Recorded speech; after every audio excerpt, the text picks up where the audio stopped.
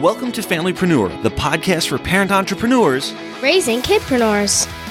It's time for your weekly dose of inspiration and actionable tips to build your business and find better balance, all while strengthening your family. And now we'd like to introduce your host. She's my mom and thebomb.com, Meg Brunson. Hey there, and welcome to episode number 105 of the Familypreneur podcast. It is April for a couple more days, and we are talking about audiences on this Marketing Monday.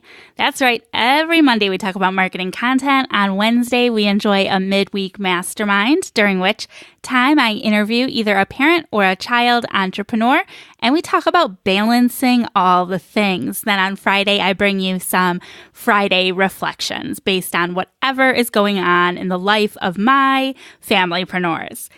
I want to thank you so much for taking some time out of your busy schedule to spend with us today.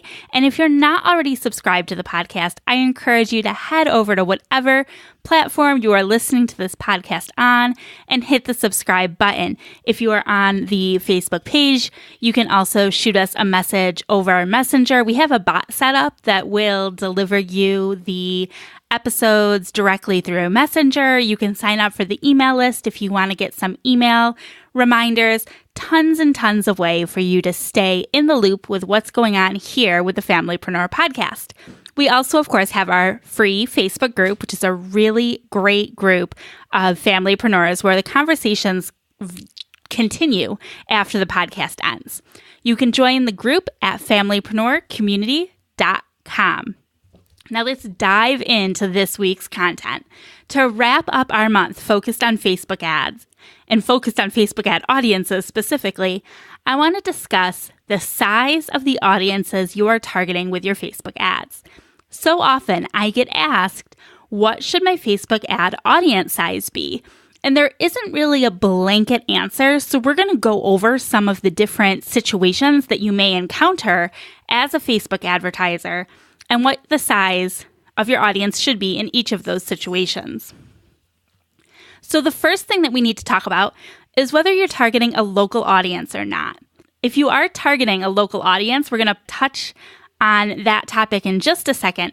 And instead, we're going to start by focusing on those of you who are not limited by a local audience. So these are people that are targeting across state lines, across country lines. You're targeting the whole United States or something comparably large. So when you are not targeting a local audience, the optimal size for cold prospecting audiences or lookalike audiences is between 1 to 5 million people. All right. I know that sounds like a lot, but 1 to 5 million people. So the Facebook ad algorithms have been designed to work best with an audience of this size in order to find you the people who are most likely to complete the actions that you've identified as the most important to you. And you did that when you selected your objective for building your ad, right? Now, if you're targeting a warm audience for this ad, so it's a little bit further down into your funnel and you're targeting a warm custom audience, then you can get away with having a smaller audience size because you already know that this group of people is pre-qualified to be interested in whatever it is that you're promoting. All that being said, you always want to have at least 1,000 people in your audience, and ideally you want to be into those 5-digit numbers.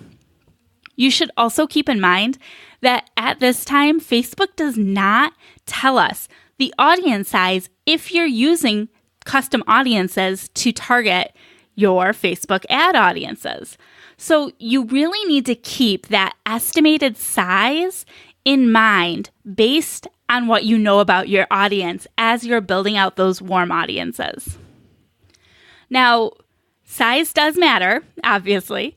However, it's most important that your audience is relevant to your brand.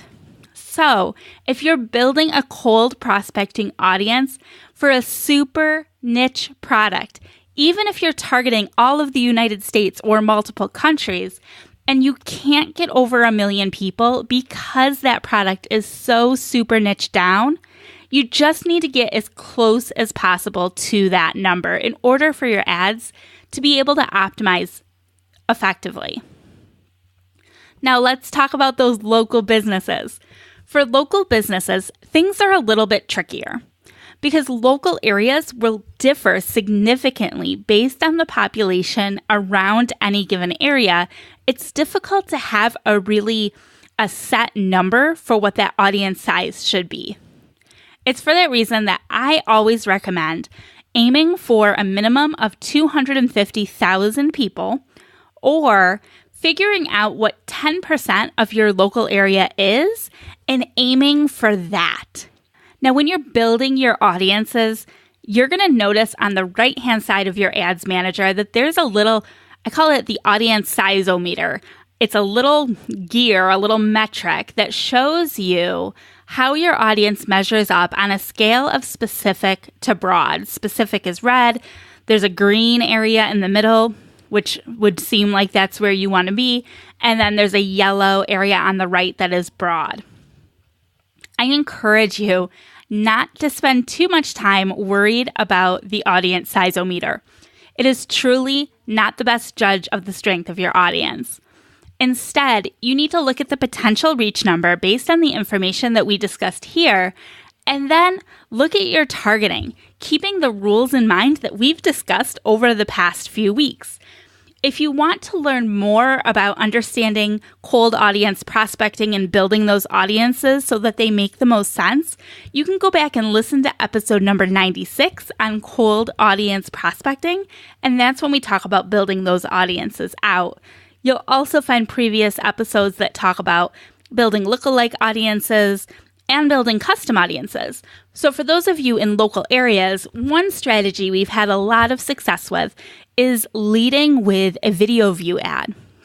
A video view ad that clearly identifies who the person is in the beginning of the video that you're hoping to target, and then providing some additional value to the watchers of that video. Then, down the road, you can retarget people who've watched that video in an effort to find the people within your local area who are most likely to engage with your business and serve them a second ad down the road. I love leveraging the power of video view ads in order to build audiences in an inexpensive way that you can remarket to later with your offers that are further down in the sales funnel. If you want to see a screenshot of that audience size-o-meter so that you know exactly what I'm talking about, or you want to check out any of the show notes or the other links and episodes mentioned in this episode, you can visit megbrenson.com/105 for the links and show notes.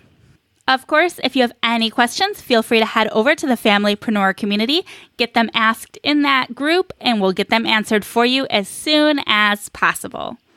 I hope you have a great week and that you'll join us again on Wednesday for our midweek masterminds, Friday for our family reflections, and back again on Monday for more great marketing content.